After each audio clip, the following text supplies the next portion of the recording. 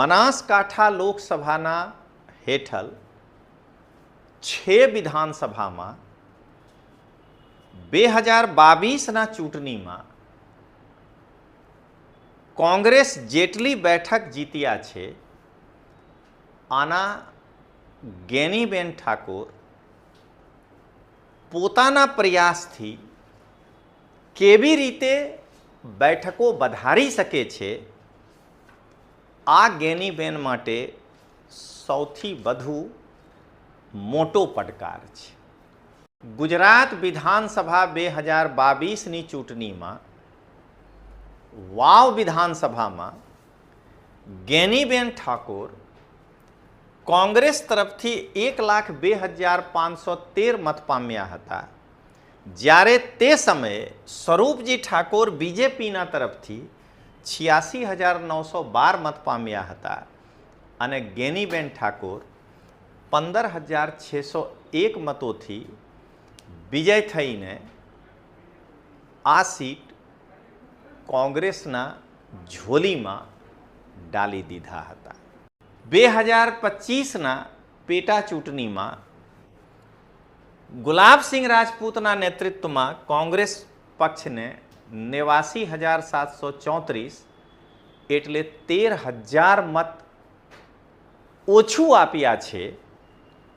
શું ગેનીબેન કોંગ્રેસના ઉમેદવારને 13,000 મત ટ્રાન્સફર કરવામાં સક્ષમ નહીં થઈ?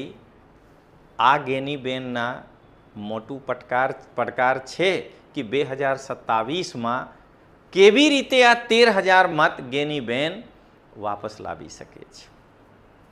થરાદ વિધાનસભામાં શંકરભાઈ ચૌધરીને ભાજપના ટિકિટથી 1,17,891 મત મળ્યા છે અને શંકરભાઈ ચૌધરી 26,506 મતોથી વિજય થયા હતા।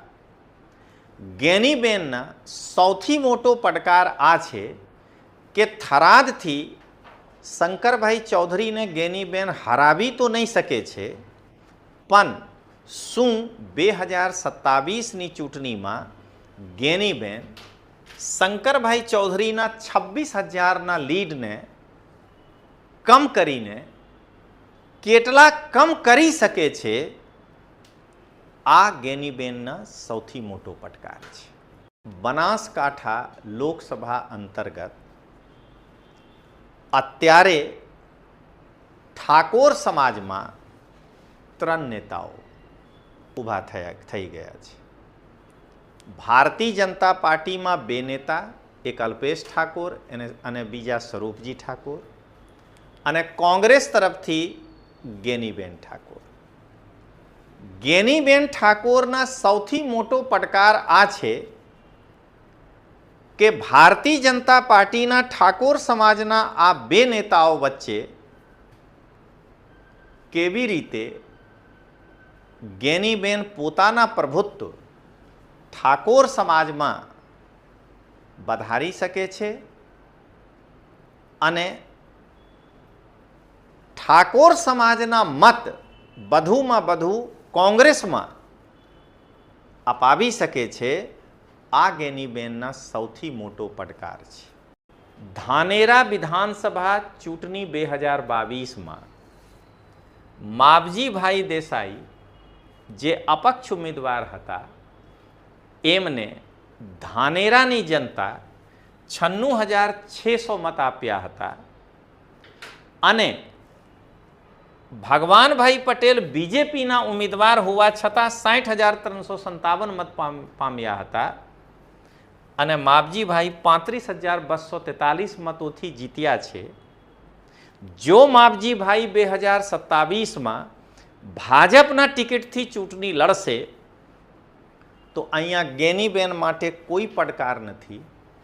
ગેનીબેન ધાનેરામાં સંપૂર્ણ શક્તિ પણ લગાવી દેશે તો પણ માવજીભાઈ અપક્ષ ઉમેદવાર જીત્યા છે અને જો ભાજપ તરફથી લડી જશે તો ગેનીબેન ધાનેરા સીટ પર કોઈ પ્રભાવ નહીં પાડી શકે છે। બનાસકાંઠા લોકસભામાં શંકરભાઈ ચૌધરી વાવ વિધાનસભાથી જેવી રીતે ઠાકોર સમાજમાં સ્વરૂપજી ઠાકોરના રૂપમાં એક નવા નેતા ધીમે ધીમે ધીમે ધીમે ધીમે ધીમે ઊભા કરી રહ્યા છે, ગેનીબેન ઠાકોરના આ સૌથી મોટો પડકાર છે કે બનાસકાંઠા લોકસભામાં જ્યાં ઠાકોર સમાજના લોકો છે ત્યાં સ્વરૂપજી ઠાકોરના સામે કેવી રીતે પોતાના પ્રભુત્વ બનાવી રાખે અથવા પ્રભુત્વ વધારી શકે.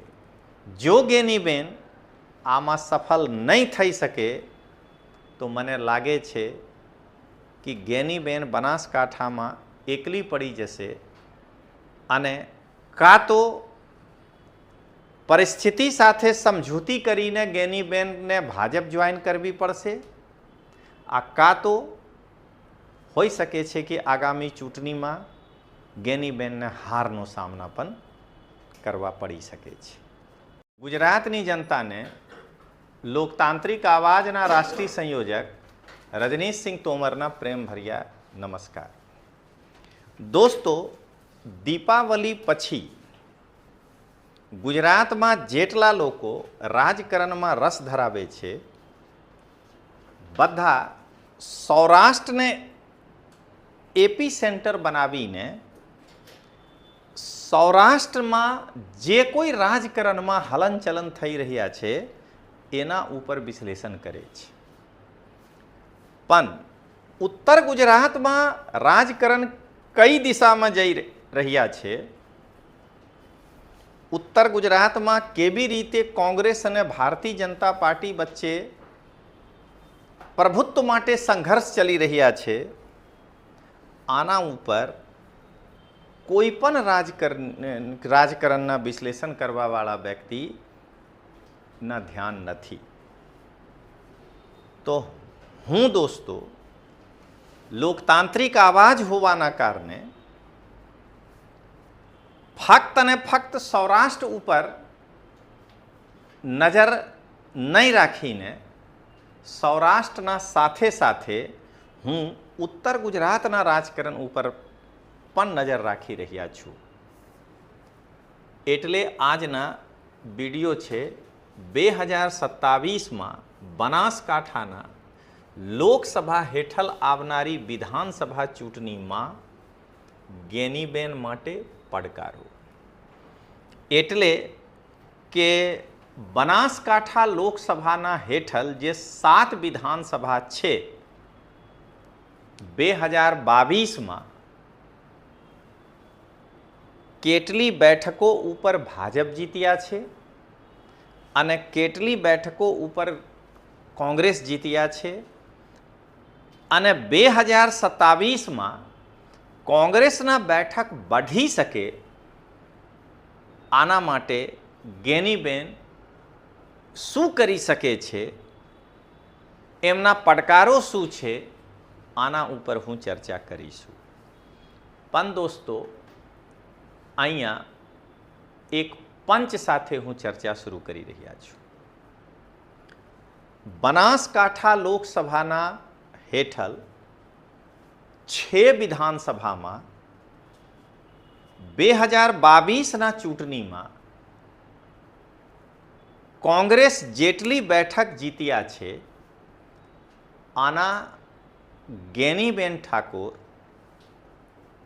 પોતાના પ્રયાસથી કેવી રીતે બેઠકો વધારી શકે છે, આ ગેનીબેન માટે સૌથી વધુ મોટો પડકાર છે. હવે દોસ્તો તમે વિસ્તારથી જુઓ ગેનીબેન માટે પડકાર શું છે. સૌથી પહેલા દોસ્તો વાવ વિધાનસભા જે ગેનીબેનના હોમ પીચ છે, એટલે ગેનીબેન પોતાની કેરિયર 2012માં વાવથી શરૂ કર્યા હતા તો વાવ વિધાનસભામાં શું સ્થિતિ છે? તો દોસ્તો 2022માં તમે જુઓ કે જ્યારે ગેનીબેન ઠાકોર કોંગ્રેસ તરફથી વાવ વિધાનસભા ચૂંટણી 2022માં લડ્યા હતા, ગેનીબેનને 1,02,513 મત વાવની જનતા આપ્યા હતા.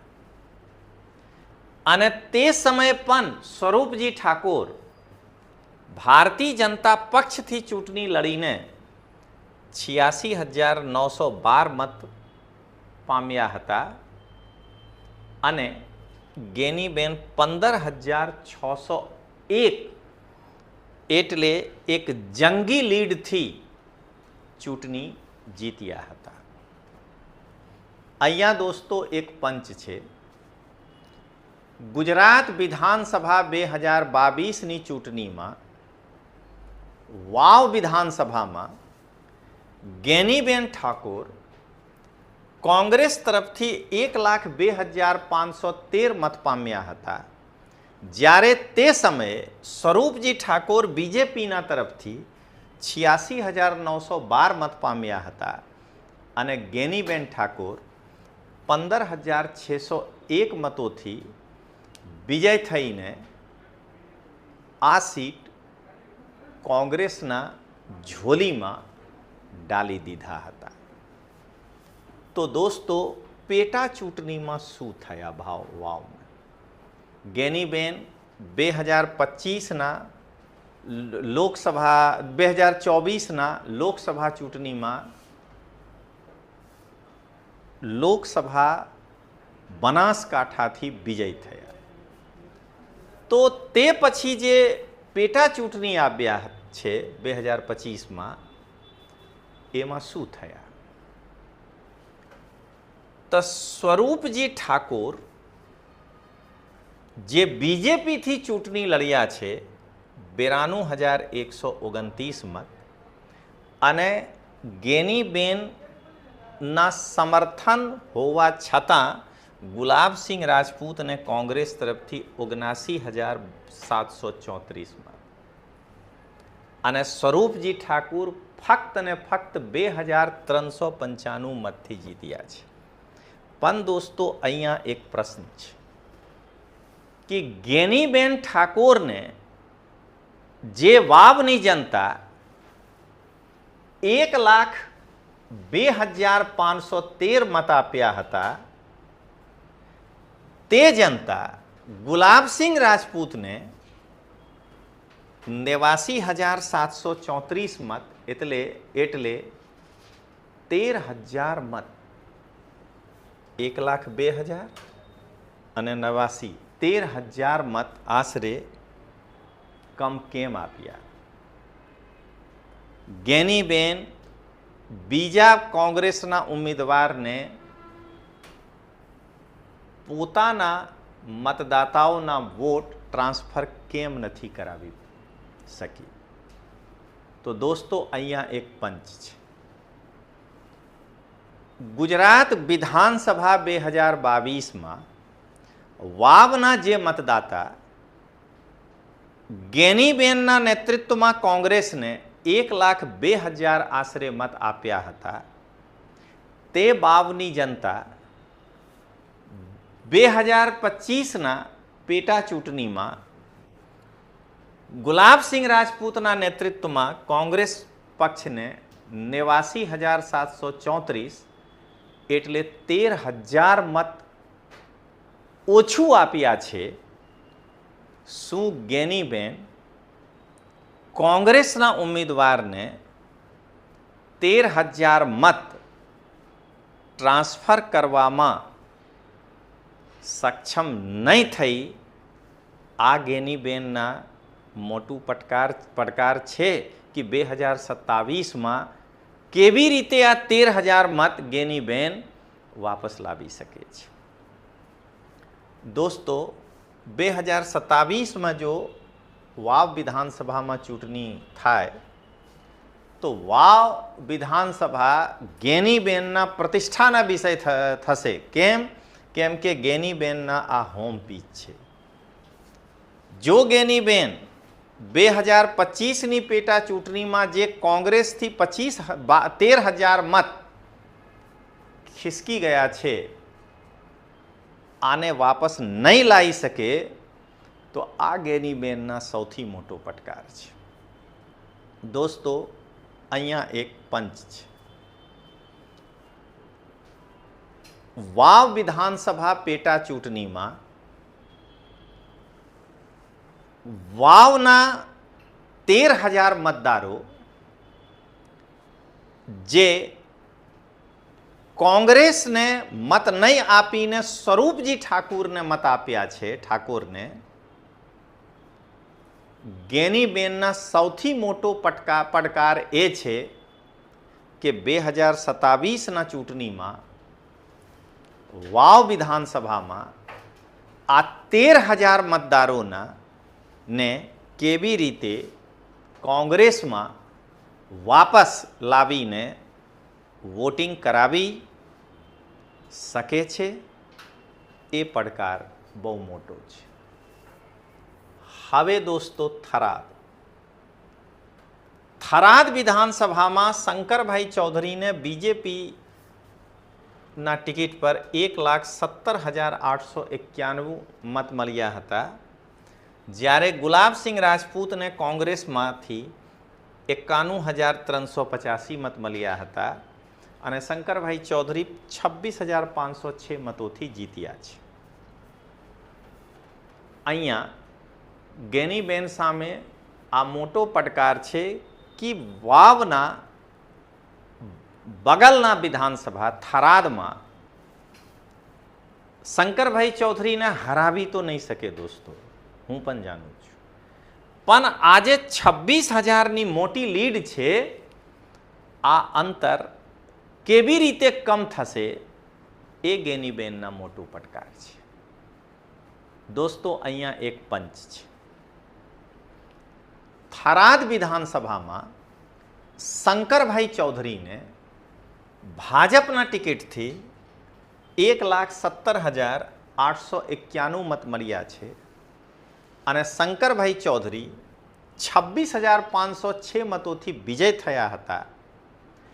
ગેનીબેનના સૌથી મોટો પડકાર આ છે કે થરાદથી શંકરભાઈ ચૌધરીને ગેનીબેન હરાવી તો નહીં શકે છે, પણ શું 2027ની ચૂંટણીમાં ગેનીબેન શંકરભાઈ ચૌધરીના 26,000ના લીડને કમ કરીને કેટલા કમ કરી શકે છે?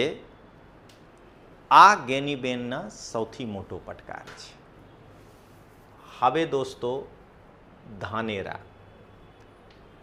ધાનેરામાં પડકાર નથી મિત્રો. કેમ કે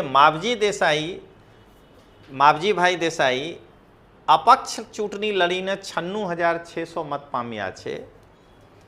ભગવાનભાઈ પટેલ બીજેપીથી 60,357 મત પામ્યા છે અને નાથાભાઈ પટેલ કોંગ્રેસથી 38,260 મત પામ્યા છે અને માવજીભાઈ 35,000થી વિજય થયા છે. અને માવજીભાઈ ભૂતપૂર્વ ભાજપના સભ્ય છે, એમના પરિવાર ભાજપથી જોડાયેલા છે. જો માવજીભાઈને ભાજપ ટિકિટ આપ્યા હોત તો તમે જોઈ લો કે કેટલા જંગી લીડથી માવજીભાઈ ચૂંટણી 2022માં જીતી ગયા હોત. અત્યારે 35,000ના લીડ છે. જો ભાજપના ટિકિટ હોત તો 60,000ના લીડ થઈ શકે છે. તો અહીંયા ગેનીબેન સામે કોઈ પડકાર નથી, કેમ કે અહીંયા ગેનીબેન કેટલો તકાત લગાવી દે આ લીડ પૂરા નહીં કરી શકે કોંગ્રેસના. તો અહીંયા દોસ્તો એક પંચ છે. ધાનેરા વિધાનસભા 2022માં ફરીથી કહું છું દોસ્તો, ધાનેરા વિધાનસભા ચૂંટણી 2022માં અપક્ષ ઉમેદવાર માવજીભાઈ દેસાઈને 96,600 મત પામ્યા હતા. દોસ્તો, અહીંયા આ પંચ હું ફરીથી બોલી રહ્યા છું, આ પંચને ધ્યાનથી તમે સાંભળજો.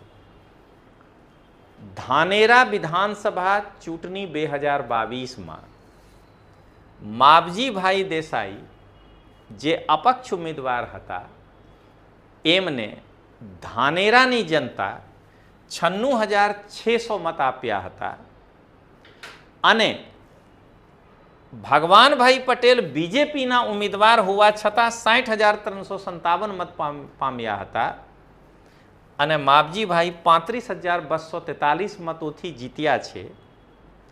જો માવજીભાઈ 2027માં ભાજપના ટિકિટથી ચૂંટણી લડશે તો અહીંયા ગેનીબેન માટે કોઈ પડકાર નથી. ગેનીબેન ધાનેરામાં સંપૂર્ણ શક્તિ પણ લગાવી દેશે તો પણ માવજીભાઈ અપક્ષ ઉમેદવાર જીત્યા છે અને જો ભાજપ તરફથી લડી જશે તો ગેનીબેન ધાનેરા સીટ પર કોઈ પ્રભાવ નહીં પાડી શકે છે. આગળ વધીએ દોસ્તો. દાંતા એસટી સુરક્ષિત સીટ છે. અહીંયાથી કોંગ્રેસ કાંતિભાઈ ખરાડી 85,134 મતોથી મત પામ્યા છે અને લાટુભાઈ પારગી બીજેપી તરફથી 78,807 મત પામ્યા છે. 6,327 મતોથી કોંગ્રેસ વિજય થયા છે. તો દાંતામાં કાંતિભાઈ ખરાડી વ્યક્તિગત તરીકે જે મત 2027માં વધારી શકે છે એટલા અંતર વધશે. આ જો લાટુભાઈ પારઘી ભાજપના તરફથી મત વધારી દે તો હોઈ શકે છે કે લાટુભાઈ જીતી જાય. અહીંયા ગેનીબેનને કશું લેવા દેવા નથી. હવે દોસ્તો પાલનપુર વિધાનસભા. અહીંયા ભાજપ તરફથી અનિકેત ઠાકોરને 95,588 મત આપ્યા છે. મહેશ કુમાર પટેલને કોંગ્રેસ તરફથી 68,000 મત છે. અંતર 26,980 છે. શું ગેનીબેન પાલનપુર વિધાનસભામાં કોંગ્રેસના ઉમેદવારને સમર્થન આપીને, કેમ કે હવે સાંસદ છે, કોંગ્રેસના મતમાં વધારા કરી શકે છે? આ ગેનીબેનના સૌથી મોટો પડકાર છે. મિત્રો અહીંયા પંચથી સાંભળજો. પાલનપુર વિધાનસભા ચૂંટણી 2022માં અનિકેત ઠાકોર ભાજપ તરફથી 95,588 મત પામ્યા છે અને જીતના અંતર 26,980 છે. 2027ની ચૂંટણીમાં સાંસદ ગેનીબેન ઠાકોરના એ પડકાર છે કે કેવી રીતે પાલનપુર વિધાનસભામાં ગેનીબેન મહેનત કરીને આ 26,980ના અંતર કમ કરી શકે છે કોંગ્રેસના કેન્ડિડેટ માટે. આ ગેનીબેનના સૌથી મોટો પડકાર છે. હવે દોસ્તો ડીસામાં સહી થઈ શકે છે. ડીસામાં પ્રવીણ કુમાર માલીજી બીજેપી તરફથી 98,006 મત પામ્યા છે. અહીંયા ત્રિપક્ષીય મુકાબલા છે. સંજય કુમાર રબારી કોંગ્રેસ તરફથી 55,359 અને લેબજીભાઈ ઠાકોર ઇન્ડિપેન્ડન્ટ 44,890 અને જીતના અંતર 42,000 છે. અહીંયા ગેનીબેન કેવી રીતે લેબજીભાઈ ઠાકોર અને સંજય કુમાર રબારી સાહેબ વચ્ચે કોર્ડિનેશન એટલે સંકલન સ્થાપિત કરીને આ બંને મતોના એક જગ્યા કેવી રીતે કરી શકે, આ ગેનીબેનના સૌથી મોટો પડકાર છે. હવે દોસ્તો દિયોદર પણ એસસી સુરક્ષિત સીટ છે. કેશોજી ચૌહાણ સાહેબ બીજેપી તરફથી 1,09,123 મત પામ્યા છે. મનસુખભાઈ પરમાર કોંગ્રેસ તરફથી 17,709 મત પામ્યા છે અને અહીંયા અંતર 38,414 છે. મને લાગે છે કે અહીંયા ગેનીબેન પોતાના પ્રભાવના ઇસ્તેમાલ જનતા વચ્ચે કેટલું કરી શકે છે એ મહત્વના નથી. અહીંયા 38,000ના જે અંતર છે આને કેવી રીતે કમ કરી શકે આ ગેનીબેનના પડકાર છે. હવે મિત્રો હું અહીંયા એક અંતિમ પંચ તમે બતાવું છું. અહીંયા જોઈ લો. બનાસકાંઠામાં તમે જાણો છો કે ઠાકોર સમાજ અને ચૌધરી સમાજના મત એટલે મતદાતા વધારે છે. તો બનાસકાંઠામાં અત્યારે ગેનીબેન અને અલ્પેશભાઈ ઠાકોર આ બે નેતાઓ ઠાકોર સમાજમાં એક સ્થાપિત નેતા છે. અને શંકરભાઈ ચૌધરી ઈચ્છે છે કે સ્વરૂપજી ઠાકોર ઠાકોર સમાજમાં એક ત્રીજા નેતા તરીકે ઉભરે, જેનાથી શંકરભાઈ ચૌધરી સમાજમાં એકલા મોટું નેતા બની રહી શકે છે અને સ્વરૂપજી ઠાકોરના માધ્યમથી ઠાકોર સમાજના મત પણ પોતાના પક્ષમાં કરી શકે છે. તો અહીંયા અલ્પેશ ઠાકોર બીજેપીમાં છે, ગેનીબેન કોંગ્રેસમાં છે.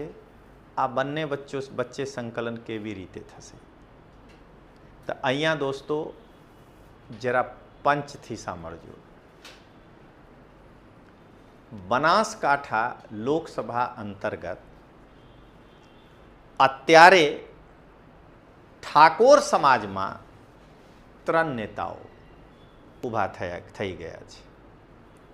ભારતીય જનતા પાર્ટીમાં 2 નેતા, એક અલ્પેશ ઠાકોર અને બીજા સ્વરૂપજી ઠાકોર, અને કોંગ્રેસ તરફથી ગેનીબેન ઠાકોર. ગેનીબેન ઠાકોરના સૌથી મોટો પડકાર આ છે કે ભારતીય જનતા પાર્ટીના ઠાકોર સમાજના આ 2 નેતાઓ વચ્ચે